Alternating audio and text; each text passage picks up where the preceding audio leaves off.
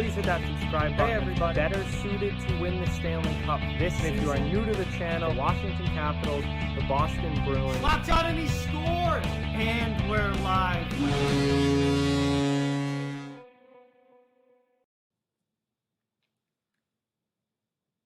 And we're live. What's going on, everybody? Surprise stream tonight. I was not planning on doing this one, but we got huge news out of the NHL today. We are one step away from hockey returning and being back fully. One step away. We have a tentative agreement reached right now between the NHL and the NHLPA, not only for return to play guidelines for this year, but a CBA agreement that extends all the way through 2025-26, which would mean 6 years of labor peace. That would, we had the 2005 lockout, which wiped out the entire season. We had the 2012-2013 lockout that wiped out half the season. Labor peace between the NHL and the NHLPA is not a common thing. And if we can get it set so that we are all good through 2026, that is going to be a huge relief for all of us hockey fans, as we will be safe from another lockout, at least for the foreseeable future. I want to say hi to everyone that's here. Least Forever, Rye Guy, Sutton, Jack, Best of Hockey, Landon, HTH in the house. What's going on, man? Let's go. THG, Sutton, I think I already said. But really appreciate you guys all being here. This is a surprise stream. I'm probably going to go for about an hour or so, but I just wanted to talk about it with you because we are one step away, just one step away from hockey being back. Now, this tentative agreement is fantastic. It's great news, but it's not guaranteed because that next step that still has to happen is the NHL Board of Governors, which kind of represents the league, has to vote to approve this. The vote, 100% HGH, the vote is going to make or break it. The Board of Governors have to vote to approve it, and the players, obviously. The players have to vote to approve this. It will go through a players' executive committee first, and once it gets past the executive committee, it then goes through all of the players, and they just need a simple majority to ratify this, and it will be fully, then hockey will fully be back. So we're not exactly sure how long it's going to take the players and everyone to vote on this. Probably at least a few days, but we're looking at potentially knowing for sure on Thursday or Friday that we could have hockey back, and training camps would be starting as early as next week, July 13th, which is a week from today, which is absolutely incredible. So this is all moving very quickly, and obviously there's still one more huge step to go, but we are that much closer to the return of the NHL and the return of hockey. So holding out hope still. Hopefully it happens. The votes should be taking place later this week. I think the executive committee, which is one player from each team, so 31 player representatives, vote on it probably tomorrow, I believe, because there was a chance they could have voted on it tonight, but they wanted to read the document more. So they're going to take their time with it. They'll probably vote on it tomorrow, and then the vote will go out to the entire Players Association, all of the players. So that will probably take a few days to count up all the votes and get that finalized. So probably I would expect an announcement thereabouts on Friday. I think Friday would be a good target date to know for sure when this is all going to be finalized, or if we're back to the drawing board, back to square one, and that would be a huge setback, obviously, and probably result in the cancellation of the season, unless it's just some minor tweaks that they want to make to it. But if it was ever like a full step back, I think that would probably be the end of any chance of finishing this season if the players just flat out said no. I don't think you're going to be able to go back to square one and restart this whole process over again and get this season in. So it's really going to be made or broken by the vote this week by the players and the Board of Governors. Do I think the NFL will come back in August? I'm not following how things are going with the NFL nearly as closely as I am with the NHL, so I'm not really sure where the NFL is at. As far as I know, they are planning on things just business as usual. Yeah, that's not going to. I don't know where the NFL's at really. Yeah, NHL players are probably going to approve this. We get 6 years of labor peace. That we get a flat cap. That's one of the things in the CBA. The next couple years, flat cap. Which is obviously a huge relief of the cap not going down. There was a lot of talk, and players were not going to be happy if the cap was going to be going down. That is not the case. It's a flat cap. It's staying at 81.5 million. So that it could have been a lot worse than that. It could have certainly been a lot worse than that.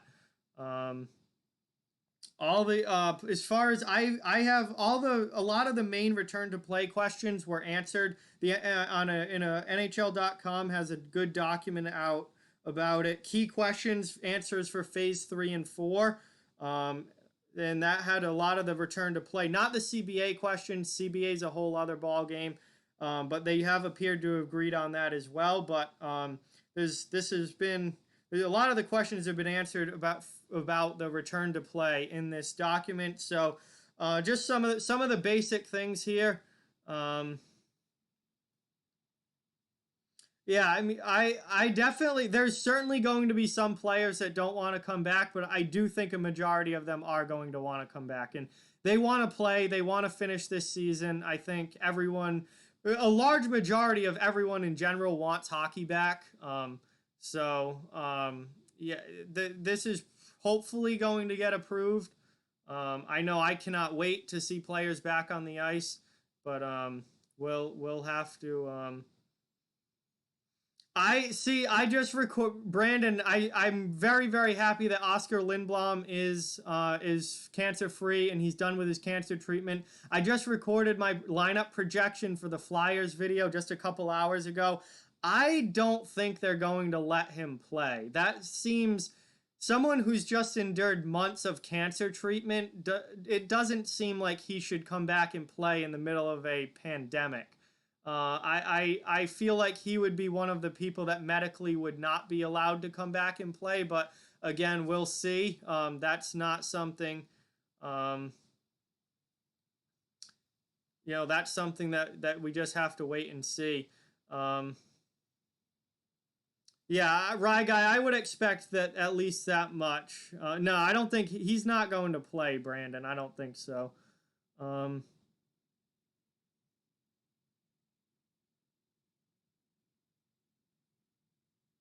No, players can opt out. Each individual player has the option to opt out. Here, I'm going to go through a whole bunch of the questions, a lot of the questions here that they have answers to now. Rosters for training camp. So this is only for training camp. Rosters will be 30 skaters and an unlimited numbers of goaltenders per team. That's just for training camp. That roster size does get reduced when they move on to phase 4. Players eligible to play in the 2020 playoffs can participate. Players that were not going to normally be eligible for the 2020 playoffs are not going to be eligible now, even though the timeline's gotten moved. Players that were not originally eligible for the 2020 playoffs, I do not believe will be allowed to play, which obviously makes sense. There is no limit to the number of players participating in workouts, coaches, general manager, all of that are directed coaches, general managers, hockey operations, all allowed to interact with the players in phase 3. Well, NHLPA, big time news here from HTH.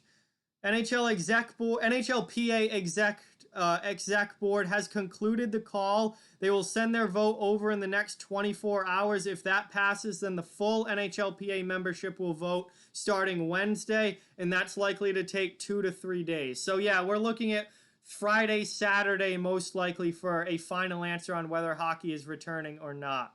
Sooner than that expected, that would be awesome. So Thursday, Friday, hopefully that would be great.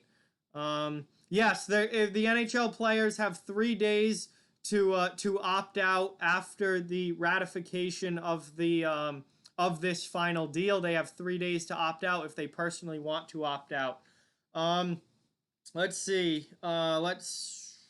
Players, team personnel, and other personnel who will be in the vicinity of the players will be tested 48 hours prior to returning to team facilities, and then every other day after that. So that's obviously, you know, they're doing regular testing on everybody that's in contact with the players. They will be conducting symptom and temperature checks at home within 2 hours of entering team facilities. And then teams will administer separate temperature and symptom checks at team facilities prior to letting people enter. So that's obviously, you know, they're being as cautious as they possibly can with this, with all of the protocols here. What happens if a player develops symptoms and tests positive? Anyone who develops symptoms or comes in contact with someone who has symptoms or tested positive shall immediately notify the team medical staff and self-isolate. The individual will be immediately evaluated by a team physician and who will then consult the team's infectious disease expert and determine the next steps. If an individual player tests positive, they can return to team facilities following the resolution of any fever and improvement of their respiratory symptoms after they test negative twice, at least 24 hours apart. So you need 2 negative tests to be able to return to team facilities. The individual can also return to team facilities after a minimum of 10 days in self-isolation following the onset of symptoms, and if they have had no symptoms for more than 72 hours. So, because some of the testing is a little iffy on how accurate it is. They after a 10-day period, you're pretty much deemed, if your symptoms go away and it's been more than 10 days, you're deemed okay and you'd be able to return. If a player is asymptomatic and tests positive, they will undergo a confirmatory test to verify the initial result that they're actually positive, because other than the test, you have no way of knowing if you're positive or not, other than the test if you're asymptomatic because you're not having symptoms. If they are confirmed positive, then they will be required to self-isolate until cleared medically, and that will be, I think, the same medical clearance as if they were symptomatic. Yeah, that requires 2 negative tests at least 24 hours apart, or the passage of 10 days since the initial positive test, provided that the person has remained asymptomatic through the entire period of self-isolation.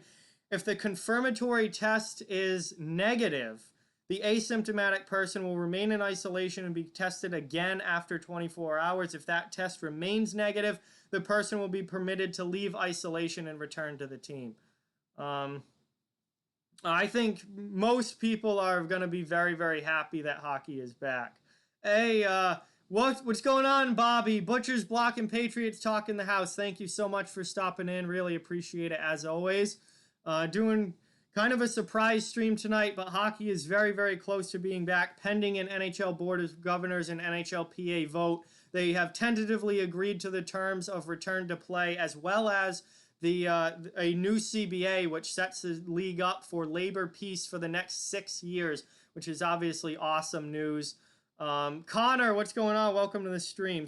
So that is your Phase 3 protocols. In Phase 4, so this is when games actually happen.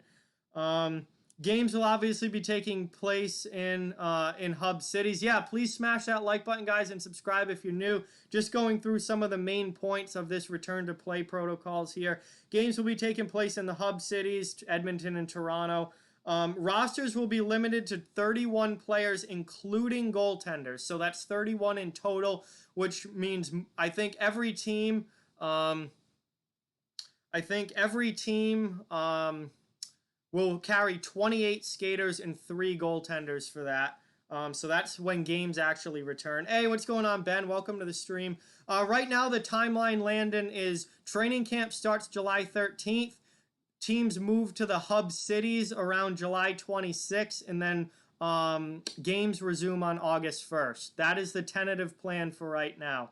Conference finals and Stanley Cup finals are expected to all be held in Edmonton. The first 2 rounds, the Eastern Conference will be in Toronto, and then the Western Conference will be in Edmonton, and then for the conference finals and the finals, everyone will move to Edmonton. Each team is permitted a maximum of 52 people inside the bubble, the secure zone. That includes owners, players, coaches, executives, and team staff. Hey, what's going on, Derek? Appreciate you stopping in. Really means a lot. Remember to smash that like button, guys. Really helps. But thank you guys so much for all your support. Players will stay in single occupancy hotel rooms, so that's important. Each player gets their own hotel room, so obviously that's huge. As far as keeping players separated as much as they can and not spreading it, if someone does happen to come down with the virus, they won't be a lot hard, a lot easier to keep it contained with everyone having their own personal room. They have access. Players are not even permitted to enter each other's rooms. So they do have access to hotel bars, restaurants, pools, and fitness centers, provided they follow social distancing guidelines. So that's obviously going to be very strict. Stay 6 feet apart, mask on at all times, things like that. So they're going to be very strict about that, but they can socialize a little bit at the hotels. But again, these hotels are going to be completely closed off to the outside world. These entire bubbles are going to be completely closed off to the outside world. So once you're in, you can't leave. And once you're in, you're in. And that's going to be very strict about that. Anyone inside the secure zone must wear a cloth or surgical type mask when outside their room. Masks can be removed during exercise, during eating and drinking. Coaches are not required to wear masks on the bench. So basically, they're not going to be wearing masks when they're playing, no. But when they're just out and about, they're obviously going to have masks on. The only times they won't have a mask on is when they're exercising. So either when they're working out or when they're playing, and when they're eating and drinking. Those are the only times they won't have a mask on. When they're on the ice, coaches, on-ice officials, players, they will not have masks on during the games, no. How long will teams remain in the hub cities? Well, until they're eliminated, obviously. Player families, this is important. Players, families will be allowed. What am I trying to say? Oh, families will be allowed to join the teams for the conference finals in the Stanley Cup. I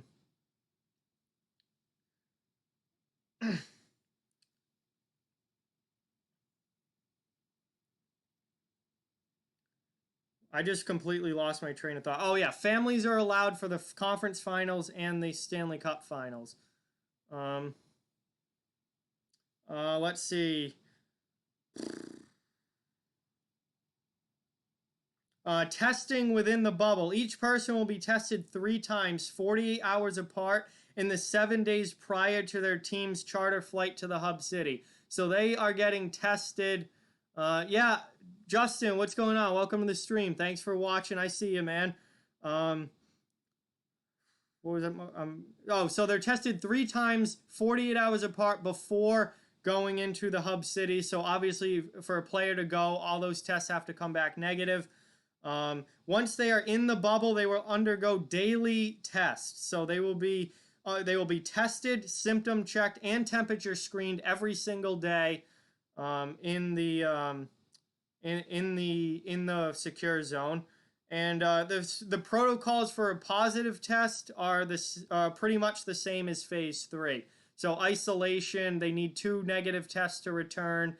They need they need, or 10 days if they can't get the 2 negative tests. It's pretty much the same. A player can leave if he receives permission for medical reasons or extenuating circumstances. They can leave the secure zone for the birth of a child, illness, or a death in the family, something like that. When the player returns, he will be required to quarantine in his hotel room until he has received at least 4 negative test results over a 4-day period. I don't expect any players to be leaving, with the exception of maybe a major death in the family, like a parent or a grandparent, or the birth of a child, obviously. But other than that, I really don't foresee anyone leaving. And then obviously, as was talked about before, there's major penalties to the team and player if they leave the secure zone without permission. So they're going to be very strict about that. So that is the basics as far as the return to play guidelines go. The CBA is a whole other ordeal. But obviously, we'll see how. That's obviously a whole other thing, and I have not seen any particularly detailed terms in one place. Obviously, it's all come out over Twitter and stuff, but there's been no huge. There's been no huge. What's the word I'm looking for? Compilation of all of the CBA terms that I've seen yet. Everything so far I've seen has been about the return to play, but some CBA stuff. It does open up Olympic participation for 2022 and 2026, which obviously is huge. Players really want to go to the Olympics. Owners didn't want them going because it's right in the middle of the NHL season and they have to pause the season for a couple weeks, but players really wanted to go to the Olympics. I think most fans want NHL players in the Olympics. So they've agreed to that. Now the NHL has to agree with the Olympic Committee, the IOC, to get a deal done between them. But as far as the NHL and the NHLPA, then that seems to be that they've agreed to let the players go to the Olympics. We've talked about flat salary cap, $81.5 million for, I believe, the next 2 seasons is what it was. So the cap, which was supposed to be making a significant jump up between this season and next year, it will not be going up for the foreseeable future. They're staying at $81.5 million because of all the lost revenue, because obviously we've missed the second part in the most of, at least playoffs have with fans for this season. Let's see. Yeah, if NHL teams can lose draft picks and face massive fines if they do not abide by the rules. So obviously I would fully expect all the teams to be cooperative in this and abide by the rules. Next season will start around early December with teams playing their home games in their normal arena, and travel should be normal. They are, from everything that I've heard, is they are not going to start next season until things are pretty much back to normal. So that might not even be in December. That might be January 2021 before they start next season. They are definitely not going to be playing in 2 hub cities for an entire season. No, the hub cities are just to finish this year out and have the playoffs this year. Next season, they are not going to start next season until they can be pretty much returned to as normal as humanly possible.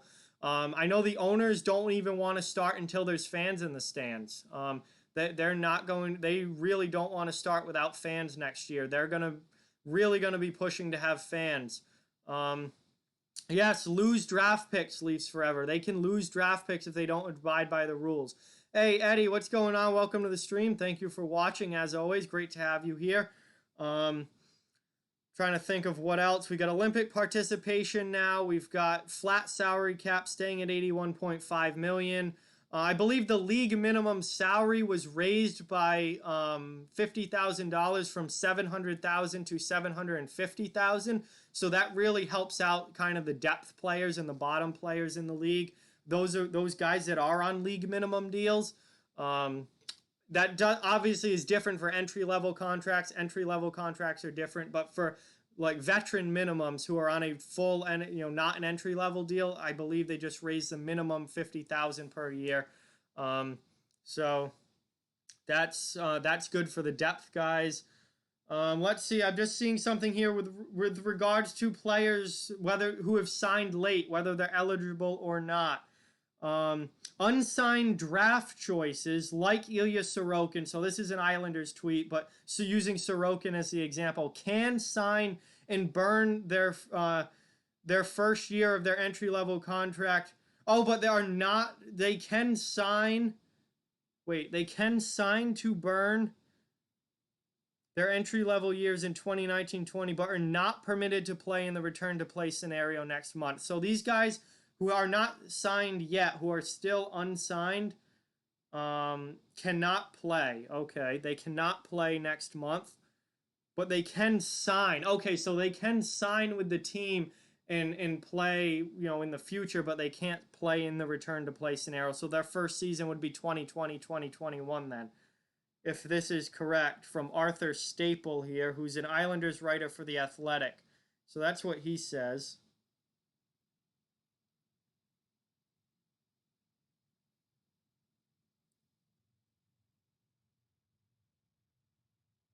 So they can sign but are not permitted to play. Okay.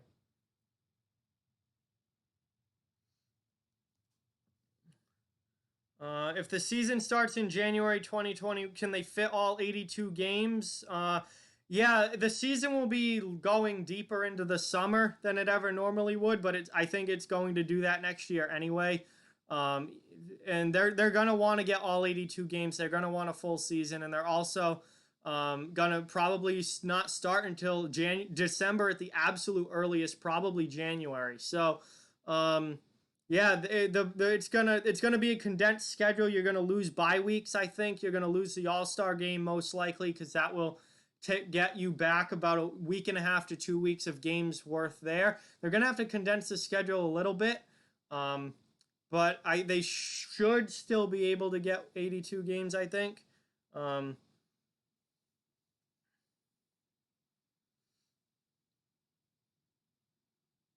Yeah, there you go, Eddie. Yes, NHL fully does want 82 games next season. Can Lettinen play for the Leafs? I don't believe so. I don't believe so, Brandon, because he signed after he would have been eligible under normal circumstances, I believe. Hey, what's going on? New York Yankee highlights. Welcome to the stream. Thanks for watching.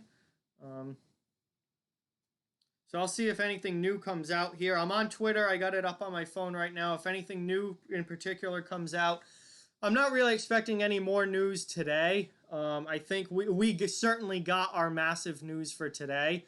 I think, tomorrow I believe we're gonna find out tomorrow how the NHLPA Executive Committee votes, and then we're going to find out over the next few days how the full NHLPA membership votes, how the NHL Board of Governors votes, and if they all agree to this, and there is, hope that everyone will agree to this. If they do agree, then hockey will be back with training camps likely starting next week. So that would be absolutely huge. Yeah, honestly, I will not miss the NHL All-Star Game at all. If they cut out the All-Star Game to make up for lost time in starting the season late, I absolutely I absolutely will not miss that one bit. I'm not a big All-Star Game fan myself. It's okay, but it's not spectacular. And I really don't go out of my way to watch it.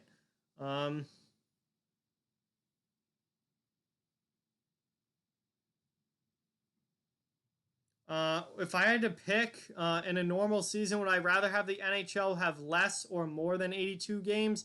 I would say less. You definitely do not need more than 82 games. I personally think like 70 games would be a good regular season length. But it's not a huge deal. But I think 70 70 games is a good regular season length for a sport like hockey. They don't, I mean, obviously they're going to want to play all 82 in a normal season, and even next year they're going to want to try and get in all 82. But I think I would not want them to go more than 82. That's just too much, and that season would just drag on for too long. 3 games in 3 nights. That's AHL stuff right there, Brandon. You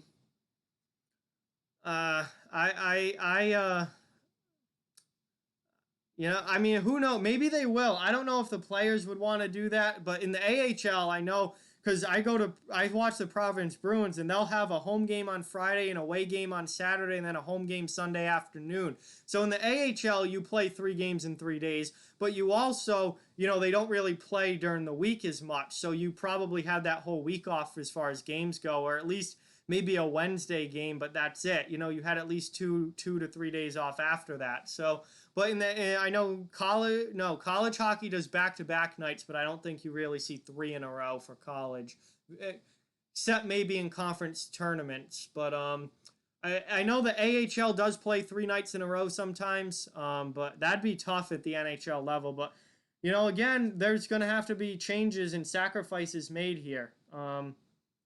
For sure. So we'll see, you know, if that's something that they try and do. What you are going to see is a lot more back-to-back games. Like similar to the NBA, you're going to see a lot more back-to-back games next season for sure. That's how they're going to be able to fit these games in. Hey, King Angus, what's going on? Welcome to the stream. Thank you so much for being here. Really, really appreciate it, as always. Yes, New York Yankees highlights as a Tampa Bay Lightning fan. That's awesome, man. Hopefully the Lightning do well in the playoffs this year. What's going on, Wilson? Welcome to the stream. Thank you so much for being here. Great to have so many people here in the chat. Remember to hit that like button, guys, and please subscribe if you're new. We got huge news out of the NHL today. The NHL is 1 step away from being back. All they need is both sides, the players and the league, to sign off on this tentative agreement that has been made between the NHL and the NHLPA. Has to be voted on by all of the NHL players, has to be voted on by the NHL Board of Governors. If both of those bodies agree to the deal, hockey is back, and we will have training camp as early as next week and games starting August 1st. So obviously that would be absolutely huge. Yes, Kotkaniemi is back for Montreal.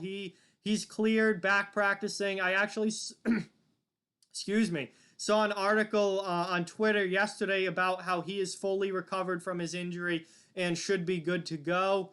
For the finals, all right, so Connor, so for the for the play-in round and the first 2 rounds of the playoffs, the Eastern Conference will be in Toronto and the Western Conference will be in Edmonton. For the conference finals and the Stanley Cup finals, everybody will be in Edmonton. So conference finals and Stanley Cup finals are only in Edmonton. The first 2 rounds and the play-in rounds are split between Edmonton and Toronto. Yes, Edmonton is a very, very safe city as far as cities in North America are concerned. And that is certainly why the NHL chose it. And definitely a very good choice for the NHL to go to Edmonton for sure. New York Yankees highlights hope the Lightning win the Cup this year. Hey, they certainly have a chance for sure. They're one of the better teams in the league without a doubt. Yes, absolutely, Luke. You're 100% right. And, you know, having both hub cities in Canada, I think, was a very smart choice by the NHL, given the way Canadian numbers are going fairly well. And U.S. numbers have taken a huge step back and are really going the wrong way here right now, particularly in the South and in the West. Things are getting really bad again in the United States. So I think it was very smart for them to go to Canada.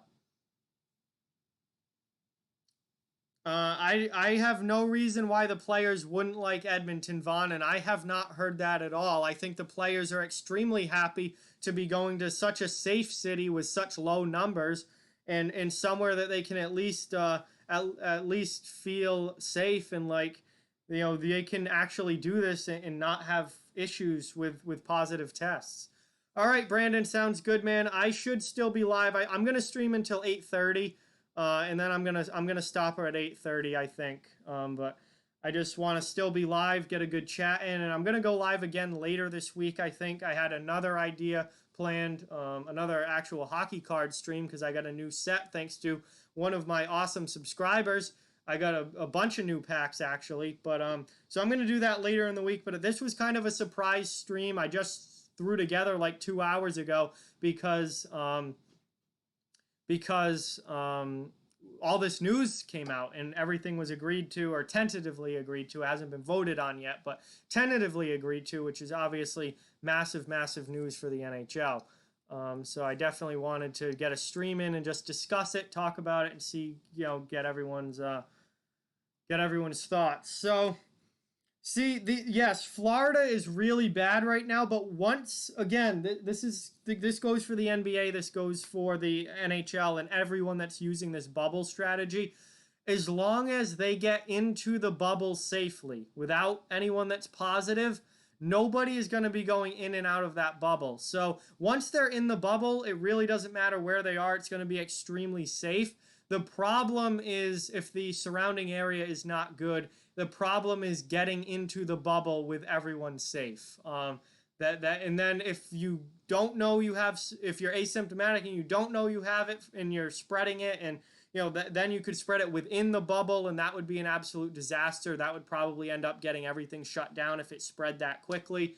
That would be a problem for sure. So NBA might still be okay because they're going to be so separated from everybody else in Florida, but Florida is very much a hot spot and not a good place to be right now, without a doubt. And yes, they're doing everybody in one hub city. Again, listen, the NBA is a different league. They have smaller rosters, much smaller rosters than the NHL. So that plays into it. And the NBA makes their own decisions and does their own thing. And I really don't pay too much attention to that. I'm really focused on what the NHL is doing. Yeah, I really hope not, Brandon. That'd be a serious issue for sure if they pull a Rudy Gobert. Another thing I haven't mentioned yet is, what could possibly go wrong here? Like, what would it take to get this whole thing shut down? I think you would really, if you started to get a huge outbreak within the bubble, say for one team where you got like 10 players on one team that all have it and test positive, that would be a huge problem. If you had, multiple players for different teams starting to pop up every year, 1 or 2 positive tests is not going to shut this whole thing down. Those players are going to isolate. They're going to stay away from everybody else until they test negative twice and are allowed back to return. 1 or 2 positive tests is not going to shut this down, not even close.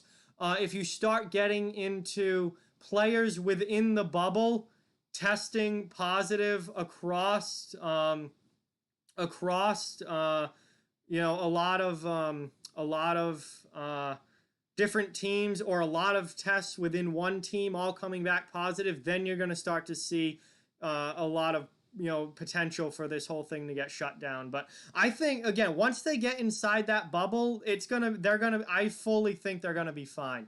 No one's allowed out except extenuating circumstances, and even if you do leave, it's really, you got to pass a lot of tests to get back in, and no one else from the outside world is allowed in. So once you're in the bubble, as long as the original move to the hub cities doesn't bring any positive tests with them, they're going to be fine, and this is going to be okay. And I have no doubt they're going to be able to get through the playoffs. I think it's going to be fine. Edmonton's a very, very low number city. I'll tell you, if I was a Western Conference player, I would be stoked. I'd have no problem going to Edmonton. That place is not free of the virus, but certainly very, very safe as far as cities are concerned right now.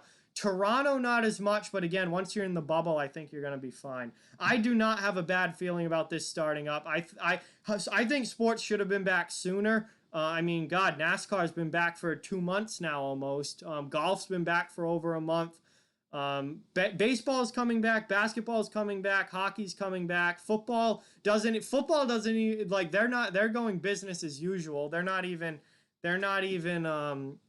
making any changes yet at this point, other than obviously social distancing and masks and stuff. But they're still going to have training camps in July, at least as of now. So it's time for sports to come back. I think, especially with the bubble method that the NBA and NHL are doing, I think that they're going to be fine. Yeah, all right. So Luke, you're right. If Rudy Gobert didn't test positive, sports would have continued. The NBA and NHL would have continued for at least a few more days. But given the scope of this whole pandemic and the way all of this is gone, there was no escaping it. It was just a matter of time before everything had to get shut down.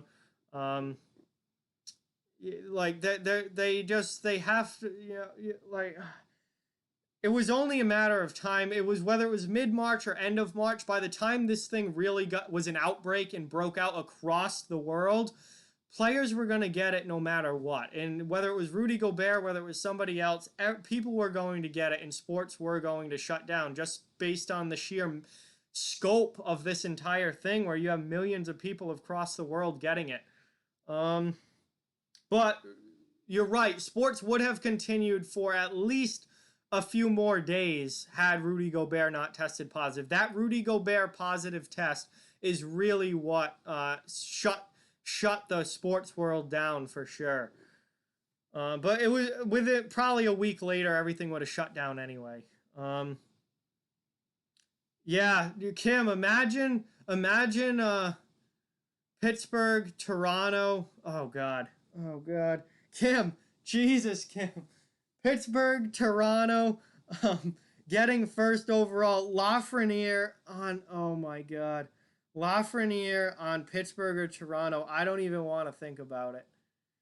All right, I'm a Bruins fan, so I have no shot at first overall, which is fine by me. I mean, the Bruins certainly don't need it. They've got a great team there, but a team like Pittsburgh or a team like Edmonton or a team like Toronto getting 1 overall is just like, oh God, talk about stacking a team. Now, what would be interesting, yeah, even the Rangers. Ed, thank you for stopping in. The Rangers, they have Panarin, they have Zibanejad, they've got Trouba D'Angelo on the back end, they've got Adam Fox, they've got all this talent.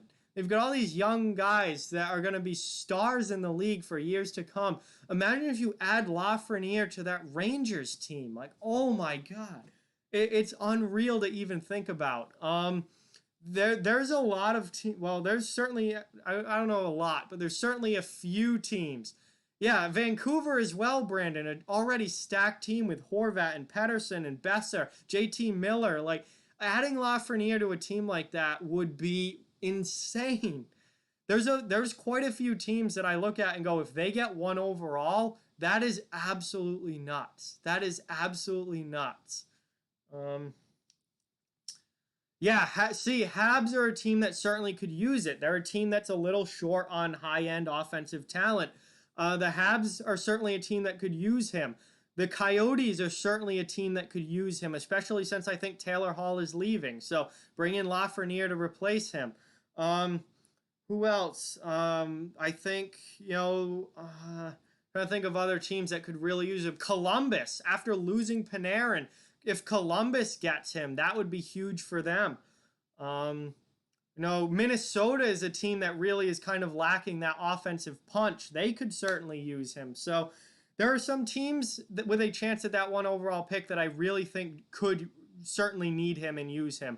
And there are other teams that I look at and go, Jesus, if they get him, that's nuts. Like, you are adding him to an already stacked offensive team like Edmonton, like Toronto, like Vancouver, the Rangers, teams like that, Pittsburgh. I mean, they'd be insane if he went to a place like that. Tampa has no shot at him. Dallas has no shot at him. They're both in the top 4 of their respective conferences, so they cannot get 1 overall. Hey, Slapshot Jack, welcome to the stream. Thanks for stopping in and watching. Really, really appreciate it. Remember, guys, please hit that like button if you haven't already, and subscribe to the channel if you are new. Both of those things really, really help out a lot and are much appreciated. Yeah, I am pumped for sports to be back. I cannot wait for sports to be back without a doubt. Absolutely cannot wait. NFL Nation's in the house. What's going on? Welcome, NFL Nation. Welcome to the stream. Yeah, if he goes to Florida, Jesus. I mean, but that doesn't fix Florida's defense. Florida's got Barkov and Huberdeau and Hoffman, Dadonov. Well, they're UFAs, but I think at least one of them will be back. They got a ton of talent up front, but imagine that doesn't really fix their defense, which is that team's biggest problem.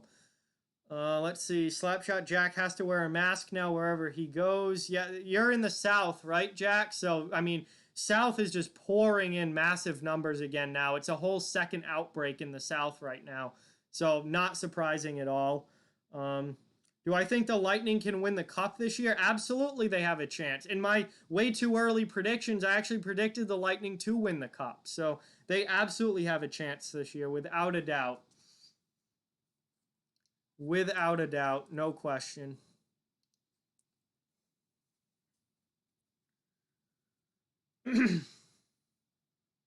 McDavid and Draisaitl deserve the Stanley Cup. Well, they've got to. Nobody deserves the Stanley Cup. You have to go out and earn the Stanley Cup. Nobody gets it handed to them. You got to go out there and earn it. And I mean, listen, I have the Oilers in the conference finals in my prediction. I had them in the conference finals.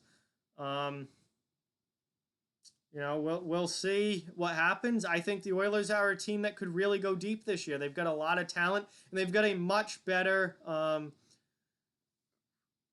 have a much better defense now than they've had in the last few years. So that's huge. Should use Hoffman to get a better D. Hoffman would certainly bring a lot. I mean, I don't think anyone's going to trade for Hoffman at this point now, Brandon, because he's a UFA. If you were going to trade him, you had to do it at the deadline. No one's going to trade for him at the draft because he doesn't have a contract. So they'd rather just get him for nothing in free agency. But yeah, you could use that money saved from Hoffman to go out and sign Alex Pietrangelo. Alex Pietrangelo to Florida. Alex Pietrangelo to Florida. I mean, talk about bringing in a number one D-man who will take some pressure off of Aaron Ekblad. Imagine you let Hoffman go and you use that extra money to sign Pietrangelo. I mean, like, that would significantly improve the Florida Panthers. Wow, that's awesome. You were at the Stanley Cup Finals games in 2015. That is fantastic. Absolutely not, NFL Nation. If I'm the Bruins, there's no need for the Bruins to trade for Eichel. There's no need. You have a great young core already there.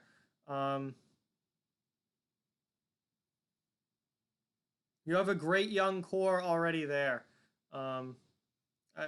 You don't need Jack Eichel. Jack Eichel's only one player, and if anything, if we've learned anything, it's that one player cannot make you a successful team. Look at Connor McDavid. The Oilers missing the playoffs year after year after year, even with Connor McDavid, even with Leon Draisaitl.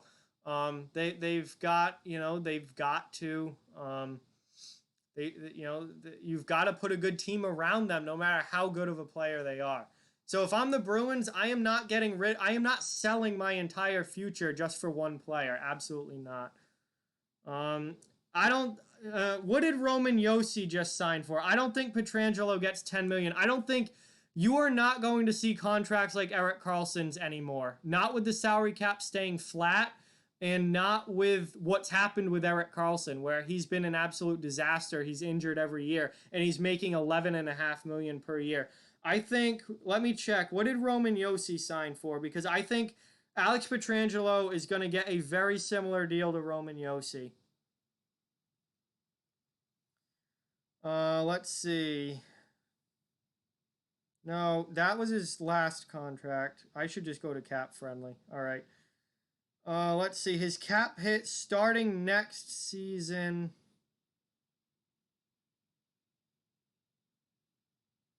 is just over $9 million. Yosi's cap hit over the next 8 years, kicking in next season, is just over $9 million. I think Pietrangelo probably will get somewhere around that. Maybe a little less because of the salary cap situation. Listen, free agency is going to be different now. The salary cap is not going up like it was supposed to. The salary cap is not going up for the next few years.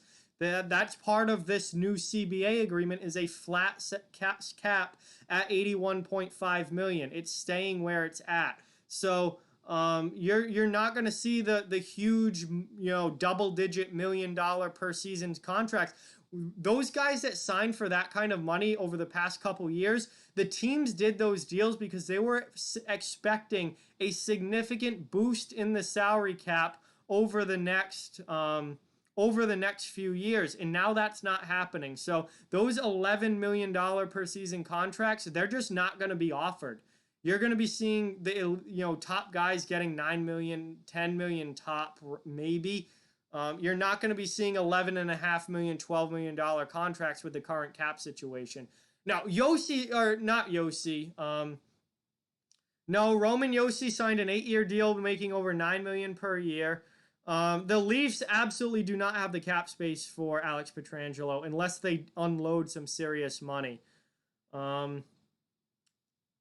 Drew Doughty makes $11 million per year. Carlson makes $11.5 per year. Alex Pietrangelo is going to get more than $7 million per year.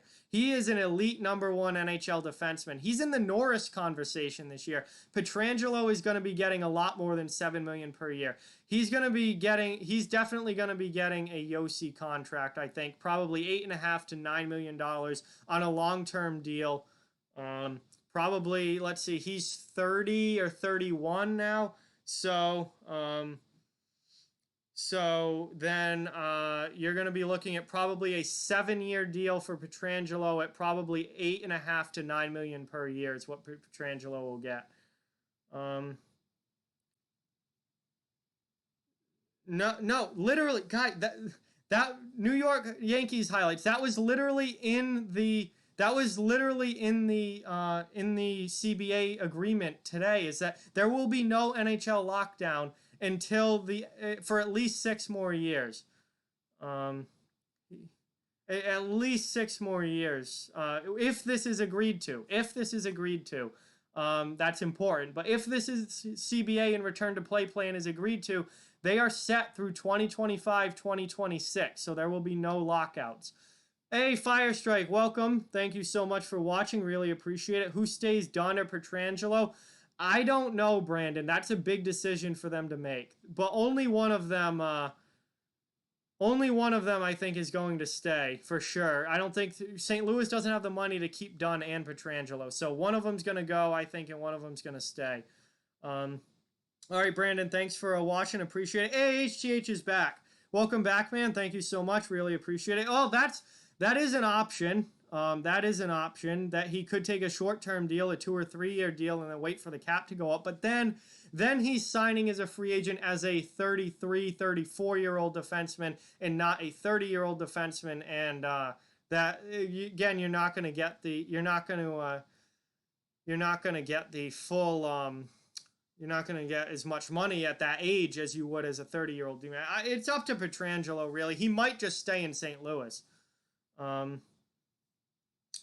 He might just straight up stay in St. Louis. Oh,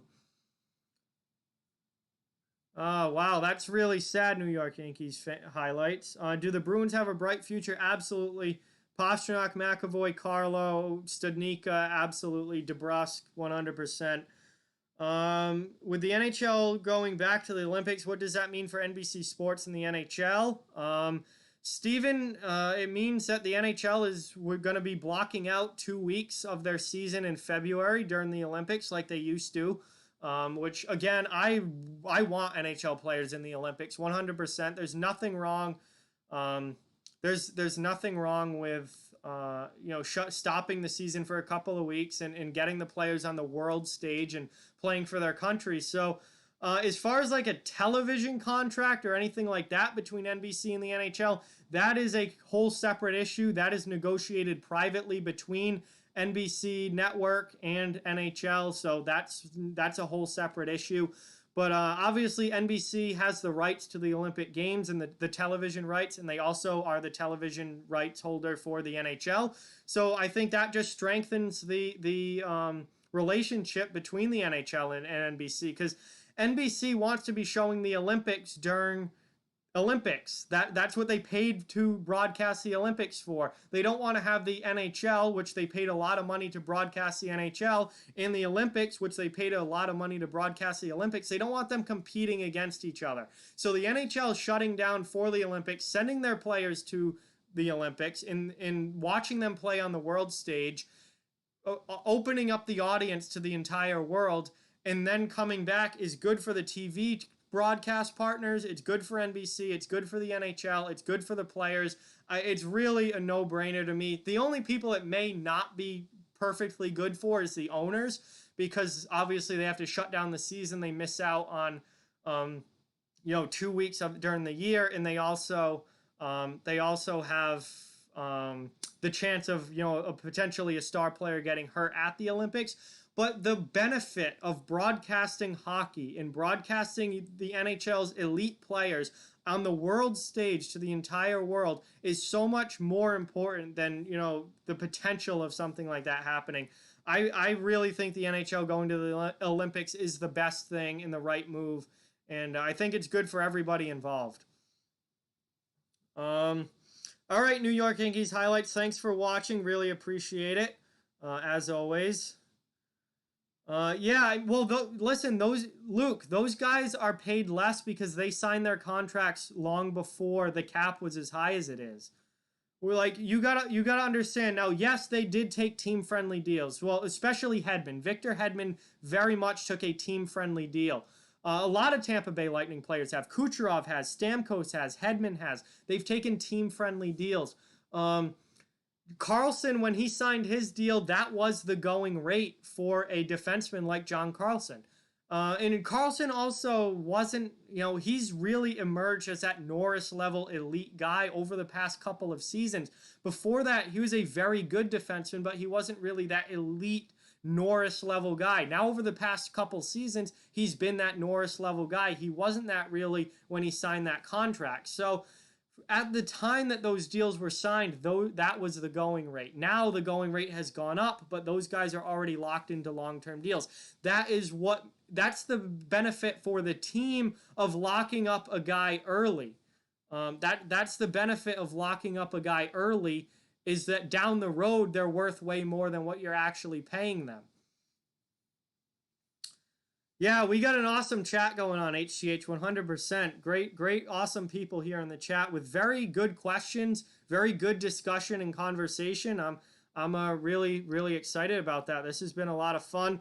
I'm probably going to stay live maybe another 10 to 15 minutes, guys, and then I'm gonna hop off for the night. I will be doing another stream later this week, maybe the weekend, probably during the week, like maybe Thursday or something like that.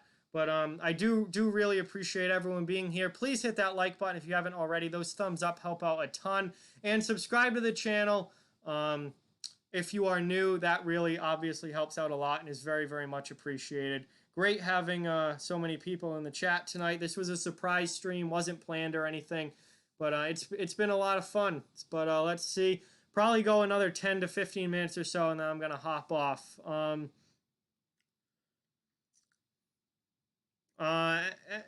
So next season, I would think that there is not going to be an all-star game next season, because they're not going to be starting next year until late December, probably not till January, and they're still going to want to try to get a full season in. So I would expect there not to be I would expect there to be no all-star game next year and no bye weeks as well, as they really need to condense the season as much as they can. Hey, it's all good, THG, not a problem. Firestrike, I'm with you, man. Absolutely cannot wait for hockey. Yeah, Luke, yeah. See, so when the cap made that jump, players, as a result, started getting paid more. So yeah, back when the cap was below 75 million, players could not get, $11 million a year. Now that it jumped up, they started to be able to get that. It was expected to jump up again after this season, but now we know that that's not happening, and the cap is staying at $81.5 million. So that put some of those teams that gave out big contracts into a little bit of a cap crunch here for sure. But again, yeah, the salaries go up as the cap goes up. The players are able to be paid more as they increase the cap. So back when you see guys on these long-term deals that are very underpaid, that was probably the going rate when they signed that deal. They're just a few years deep into that deal, and the cap has gone up, and their contract doesn't change because they signed a long-term deal. So I mean, you're really, I mean, listen, I'd be happy with $7.5 million. Maybe I could get 8, or maybe I could get 9.5 or 10 on the open market. I'd still be happy making $7.5 million in a year. I mean, what's the real difference there? You're a millionaire either way. You get to play hockey for a living. I understand players obviously want to be compensated fairly, and they should be, but at the end of the day, I mean, I would play hockey. If you offered me an NHL contract right now paying me $100 a game, I would go and play. Like, I would go and play it for $100 a game just to play hockey. So, I mean, these guys making millions and millions of dollars a year, it's not like they can't afford to feed their families or anything like that. Oh, yeah, absolutely, THG. I said that earlier, 100%. This cap situation could have been a lot worse. We could have been getting into compliance buyouts. We could have been, talking about the cap going down significantly, and teams getting in serious cap trouble, especially teams with big contracts like Oilers with McDavid and Draisaitl's contracts, Leafs obviously with their 4 huge deals, teams like Tampa Bay who are up against it. We could have had a serious cap problem, and the fact that it's staying pat where it is I think actually a huge win, and about as good as it possibly could have been, honestly, given the current situation. Yes, Luke, you are correct.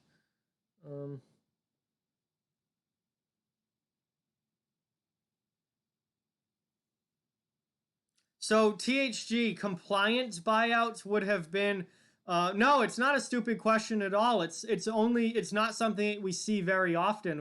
The only time, the last time at least that we saw compliance buyouts were when the salary cap was instituted originally in 2005. I don't think there's ever been compliance buyouts after that. Basically, what a compliance buyout is. Oh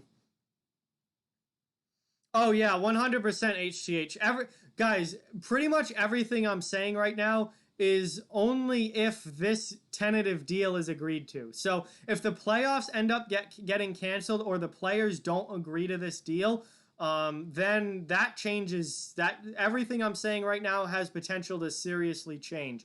Everything I'm talking about tonight is based on this deal being approved. So HTH, very good point there. If the playoffs do get canceled, compliance buyouts could still happen. Yes. But the NHL knows what they're doing in combining all of this into one deal because it's giving the players a massive incentive to accept the deal, which if you're the NHL, that's what you want. And if you're the players, you don't want compliance buyouts. So basically what compliance buyouts are, to get back to your question, THG, is the team would basically get a free buyout where they could buy a player out, a player with a massive contract. They could buy him out and just wipe that contract off the books. They needed it. Under when the salary cap was instituted, because back before there was no salary cap, teams could spend as much money as they wanted, as much as the owners would let them. And then all of a sudden you're putting this hard cap in that teams can't go over.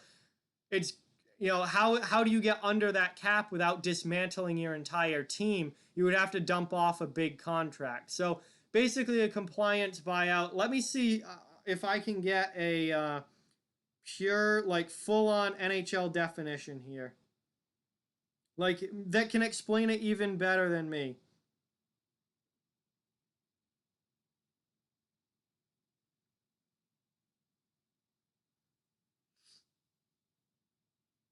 All right, so here we go.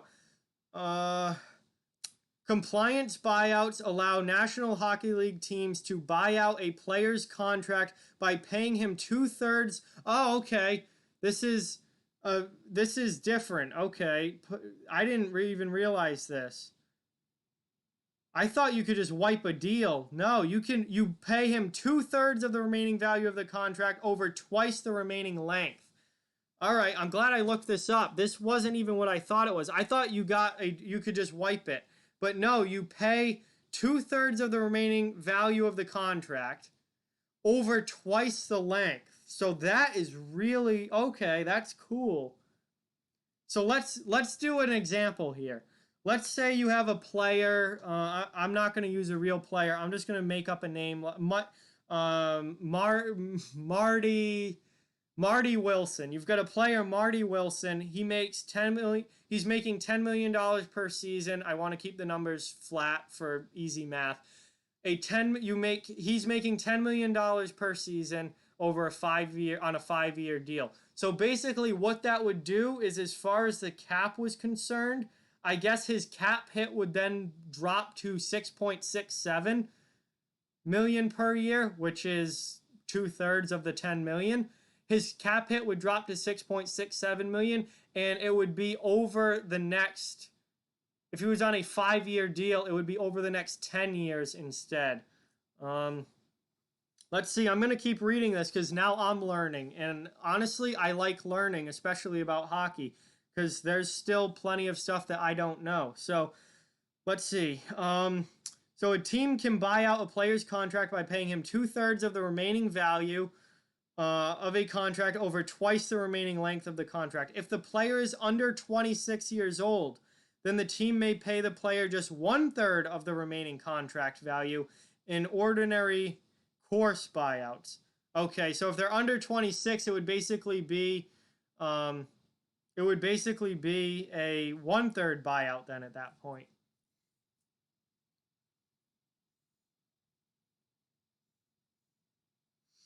So in that case, if he was under 26 years old, you would take away 2/3 of the salary cap hit, and you would only have to pay him 1/3 of his cap hit, which would be $3.3 million.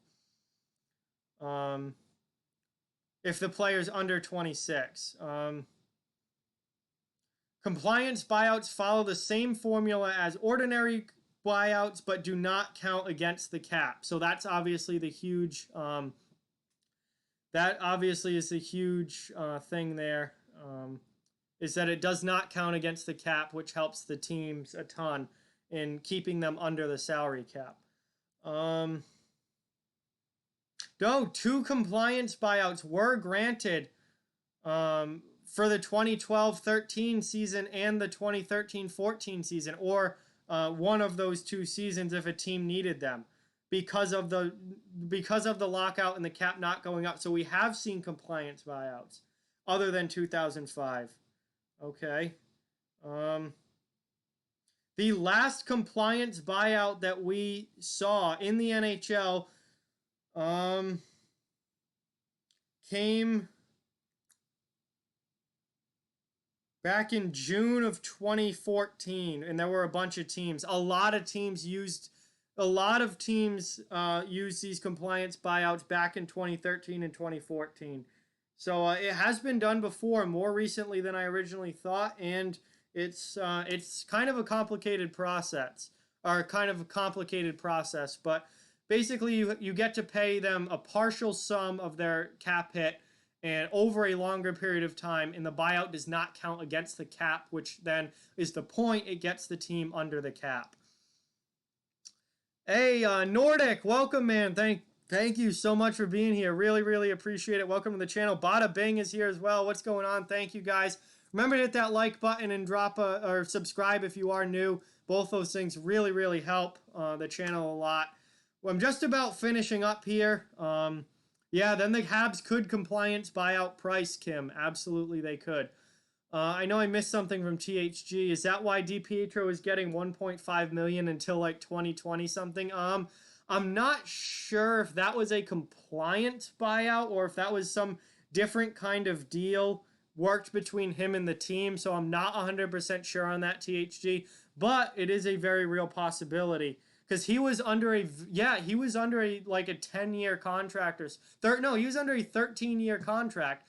So then it would become basically 26 years. Yeah, I guess that does kind of make sense. That might have been a compliance buyout, THG. I'm not 100% sure, but that's a very real possibility.